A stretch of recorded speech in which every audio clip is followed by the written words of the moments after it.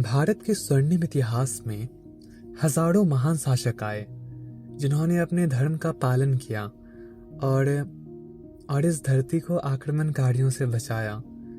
राजा राज चोल, चंद्रगुप्त मौर्य, महान मराठा, छत्रपति शिवाजी महाराज और इन सारे शासकों के पीछे एक गुरु थे, एक मार्गदर्शक। चाहे वो सामर्थ रामदास हो, चाहे आचार्य चाणक्य हो या मुनि विश्वामित्र हो, इन सारे महान राजाओं के पीछे वैराग्य था और ईश्वर की भक्ति थी। वो राजा होने के बावजूद योगी थे। इनफैक्ट हमारा धर्म ही ऐसा रहा कि गीता का ज्ञान, योगा का ज्ञान एक राजा ने दूसरे राजा को दिया था, वो भी युद्ध भूमि में।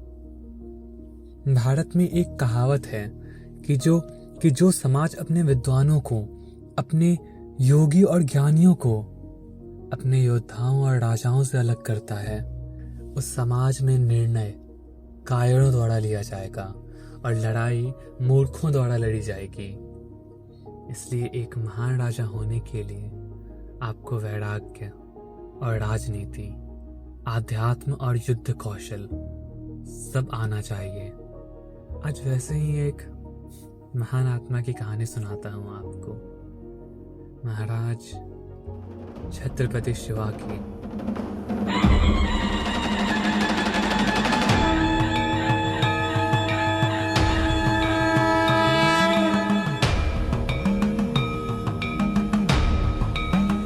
युवावस्था में ही शिवा गुरु की खोज में लग गए थे और उन्हें मिले सामर्थ रामदास।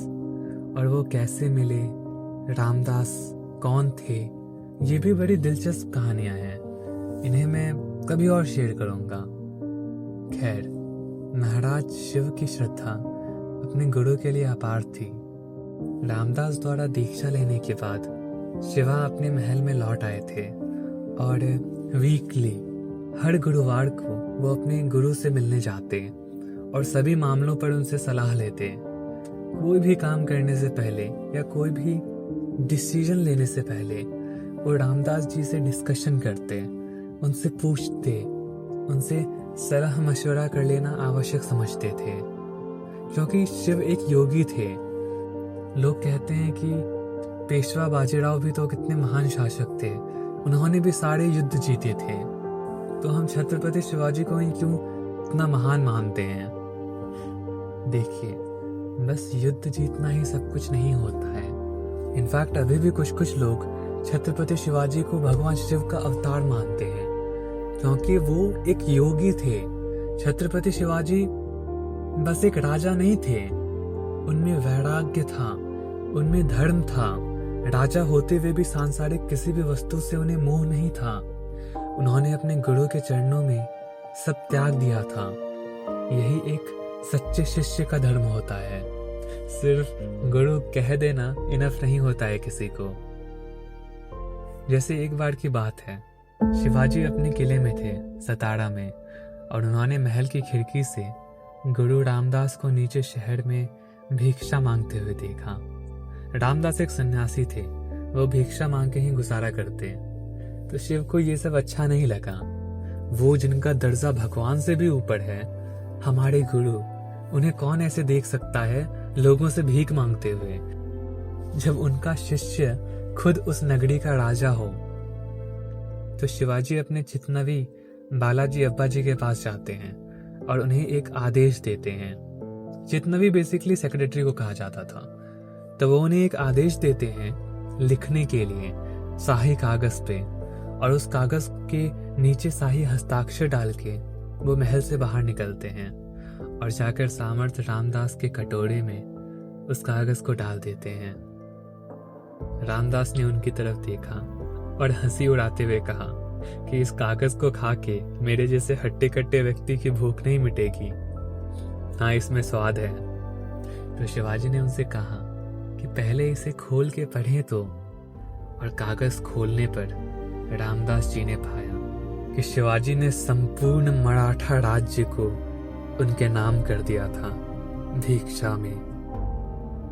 तो रामदास ने शिवाजी से पूछा कि अब जब शिवाजी राजा नहीं रहे तो वो क्या करना चाहते हैं, जिस पर उन्होंने जवाब दिया कि वह अपने महान गुरुदेव की सेवा में अपना जीवन व्यतीत करना चाहते हैं। जैसी तुम्हारी इच्छा, रामदास ने कहा, अब मेरे पीछे आओ। और उन्होंने अपनी पोटली राजा शिवाजी के कंधे पर फेंक दिया और उन्हें घर घर जाकर भिक्षा मांगने को कहा। शिवाजी ने बिना कुछ सोचे तत्परता से आज्ञा मानी और बिना किसी झिझक या शर्म के वे सतारा में घर घर जाते रहे और भीख मांगते रहे। शाम को बहुत सारा जब अन्न एकत्रित हो गया, आटा एकत्रित हो गया, तो वो रामदास के पास लौटे, नदी के पार, जंगलों में, और जो भिक्षा एकत्रित किया था उसे उनके सामने रख दिया। रामदास जी ने उस आटे से 2 रोटियां बनाई और एक स्वयं खाई और दूसरी महाराज को दे दिया। भोजन के बाद रामदास ने शिवाजी से पूछा कि उन्हें अपना नया जीवन कैसा लगा। शिवाजी ने मुस्कुरा के कहा कि वे इससे पूर्णतः खुश थे, उन्हें और कुछ नहीं चाहिए था। तब रामदास ने प्रसन्न होकर उन्हें समझाया कि राज्य को उनकी जरूरत है तो वो उसे वापस ले लें और अपना कर्म करें। यह सुनकर शिवाजी दुखी हो गए और भारी मन से उत्तर दिया कि गुरुदेव, आप मुझे जो आदेश देंगे मैं वो करूँगा, लेकिन कृपया मुझे दत्त अपहारम का पाप लगने ना दें। दत्त अपहारम अर्थात अपना दिया हुआ उपहार या भिक्षा वापस लेना, इसे शास्त्रों में पाप बताया गया है। तो रामदास ने थोड़ा सोचा और कहा, ठीक है शिवा, तुम अब से मेरे इस राज्य को संभालोगे। मैं तुम्हें अपने राज्य का छत्रपति नियुक्त करता हूँ और तुम्हें आदेश देता हूँ कि तुम मेरे इस देश को मलेच्छों के अत्याचार से मुक्त करोगे।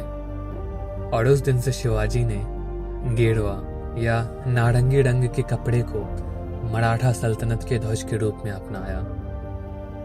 वह महान भगवा झंडा जो ये रिप्रेजेंट करता था कि वो राज्य, वो सल्तनत एक सन्यासी का था, सामर्थ्य रामदास जी का। शिवाजी का महान और शुद्ध हृदय ऐसा ही था जिसे सांसारिक वस्तुओं से कोई लगाव नहीं था। वो राजा भी इसलिए बने रहे ताकि अपने गुरु के आदेश को पूरा कर पाए। वो कभी युद्ध में जीत को सेलिब्रेट नहीं करते। वो युद्ध को बस इसलिए लड़ते क्योंकि वो आवश्यक था देश की रक्षा के लिए, और उससे भी इम्पोर्टेंट क्योंकि वो उनके गुरु का आदेश था।